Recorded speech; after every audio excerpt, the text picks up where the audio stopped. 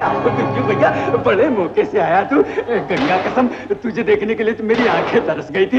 मेरी माँ के कंगन ला। दुख भरे दिन बीते रे भैया, अब सुख आयो रे।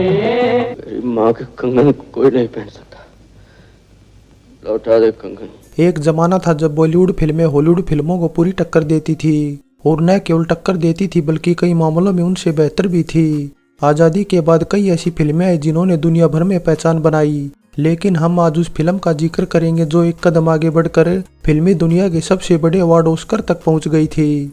फिल्म थी 27 अक्टूबर 1957 को आई महबूब खान के निर्माण व निर्देशन में बनी कल्ट क्लासिकल मदर इंडिया, जिसकी कहानी लिखी थी बाबूभाई मेहता ने। और लीड कास्ट में नरगिस के अलावा थे सुनील दत्त, राजेंद्र कुमार, राजकुमार, कुमकुम, मुकरी और कन्हैयालाल के अलावा कई और छोटे बड़े कलाकार नजर आए थे। अरे बेटा, बड़ा अरमान है माँ को कंगन पहनाने का, तो मुझसे बोल, मैं पहना दूं तेरी माँ को कंगन। नौशाद अली के संगीत तले गीत लिखे थे शकील बदायूनी ने, जिनके लिखे 12 गीत रखे गए थे फिल्म में। दुनिया में हम आए हैं तो जीना ही पड़ेगा, उमरिया घटती जाए रे।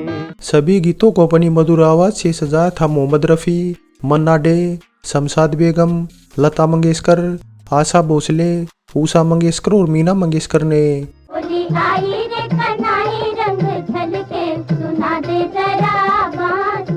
फिल्म मदर इंडिया का गीत संगीत बेहतरीन था और ज्यादातर गीत पसंद किए गए थे, लेकिन उमरिया घटती जाए, दुख भरे दिन बीते रे भैया, दुनिया में हम आए हैं तो जीना ही पड़ेगा, होली आई रे और दुनिया जो चाहे समझे सबसे ज्यादा पॉपुलर गीत थे। ना मैं भगवान हूँ ना मैं शैतान हूँ, 2 घंटे 52 मिनट की action comedy family musical drama से भरी मदर इंडिया को IMDb की तरफ से मिली 7.8 रेटिंग बताती है कि इसकी कहानी काफी ज्यादा दमदार थी।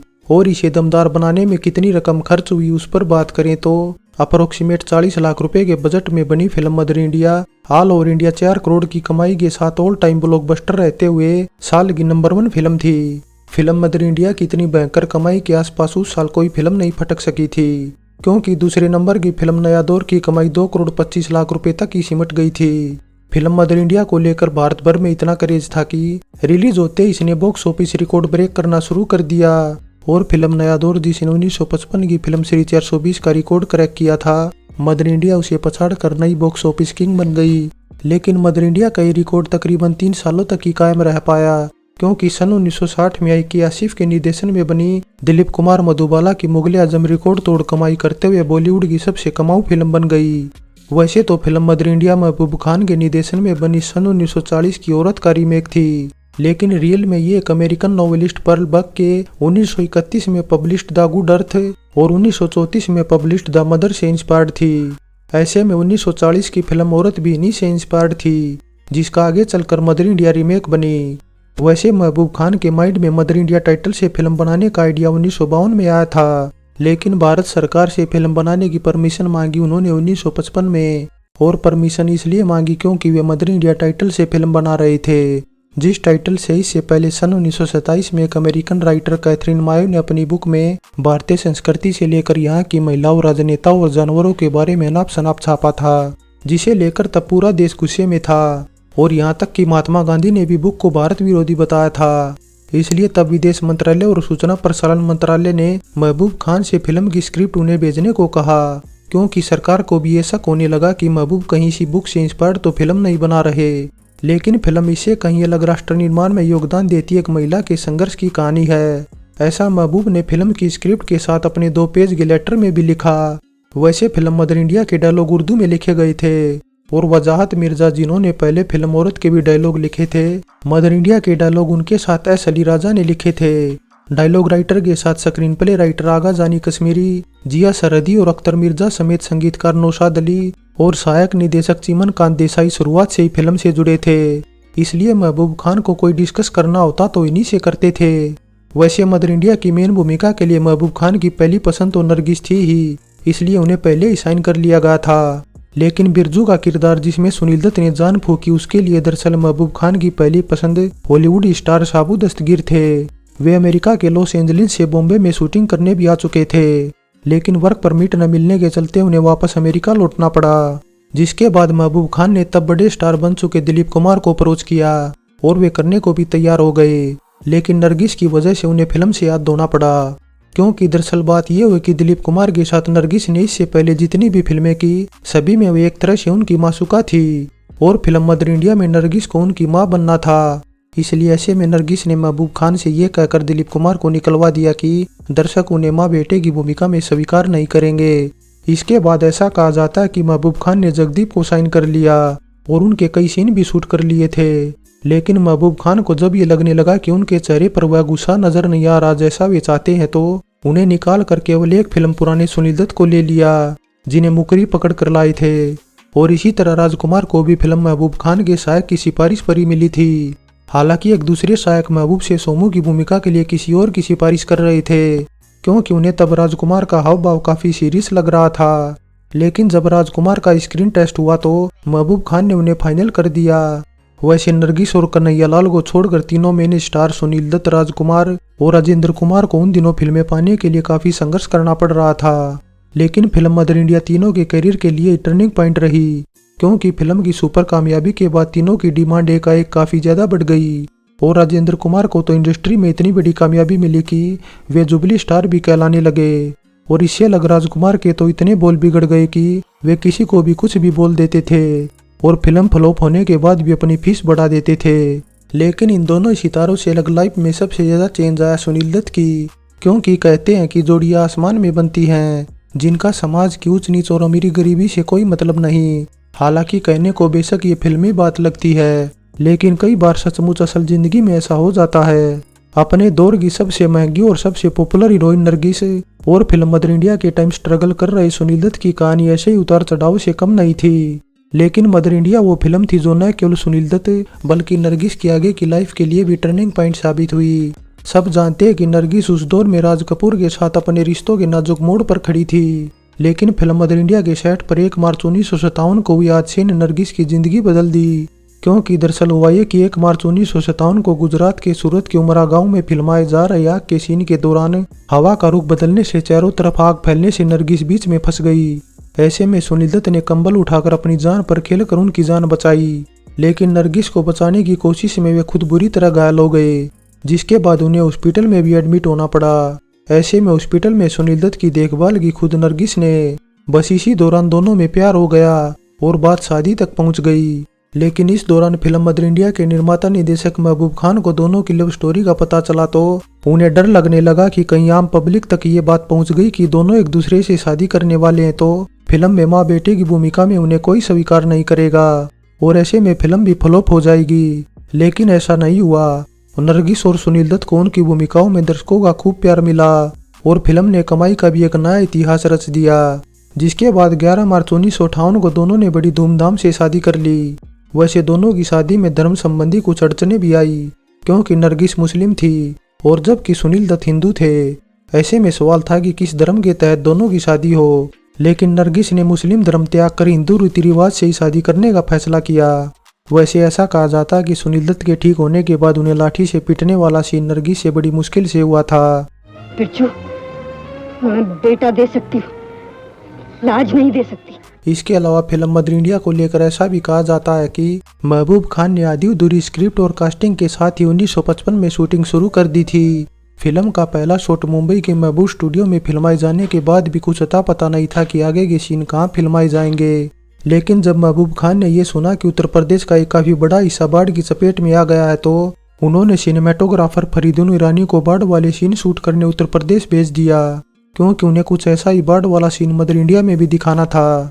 हालांकि जब सन 1956 में फिल्म की शूटिंग पूरी तैयारी के साथ शुरू हुई तो महबूब को बजट कम लगने लगा, क्योंकि शूटिंग मुंबई से बाहर महाराष्ट्र के नासिक, कोल्हापुर, गुजरात के सूरत, सतारा, वडोदरा और उत्तर प्रदेश के आजमगढ़ में की जानी थी। ऐसे में महबूब खान ने जो 25 लाख रुपए का बजट रखा था उसे बढ़ाकर 35 लाख रुपए कर दिया। हालांकि सभी कलाकारों की फीस और आने जाने का खर्च और जोड़ दे तो इसका बजट और ज्यादा बढ़ गया था, जिससे फिल्म मदर इंडिया उस दौर की भारत की सबसे महंगी फिल्म भी बन गई थी।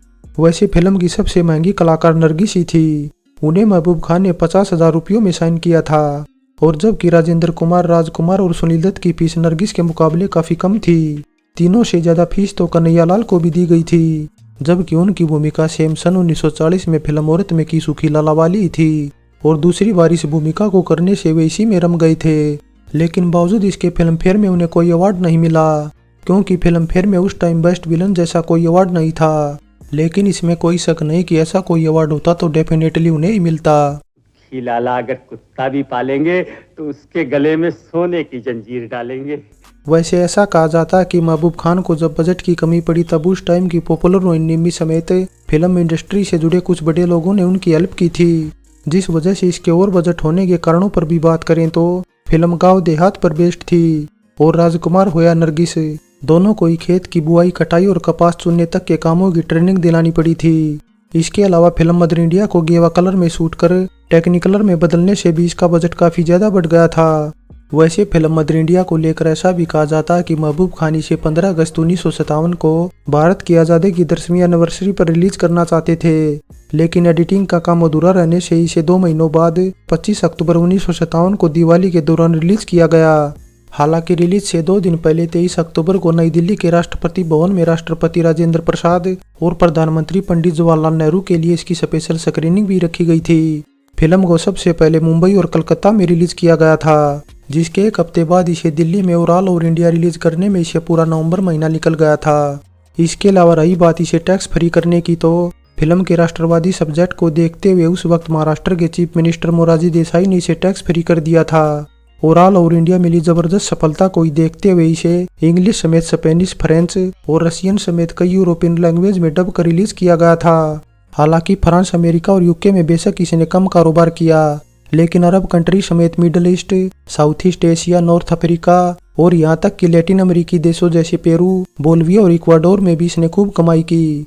वैसे एक बात यह भी कि जब इसके इंग्लिश वर्जन को ऑस्कर के लिए भेजा गया तो न केवल इसकी लंबाई कम कर 2 घंटे कर दी गई, बल्कि महबूब खान ने अकेडमी को खुश करने के लिए अपने महबूब प्रोडक्शन के लोगों को भी हटा दिया, जिसमें दरअसल कम्युनिस्ट से इंस्पायर्ड हथौड़ा और दराती का सिंबल था।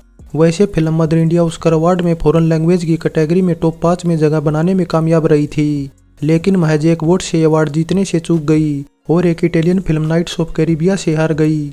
वैसे एक बात यह भी कि फिल्म मदर इंडिया की जबरदस्त कामयाबी के बावजूद साउथ वालों ने इसका रीमेक बनाने में काफी ज्यादा टाइम लगा दिया, क्योंकि जहां तेलुगु में इसका रीमेक 1971 में बनाया गया तो तमिल में 1978 में बनाया गया था और इसी तरह तुर्की में भी इसका रीमेक बनाया गया, जो दरअसल साल 1973 की बेस्ट तुर्किश फिल्मों में से भी एक थी।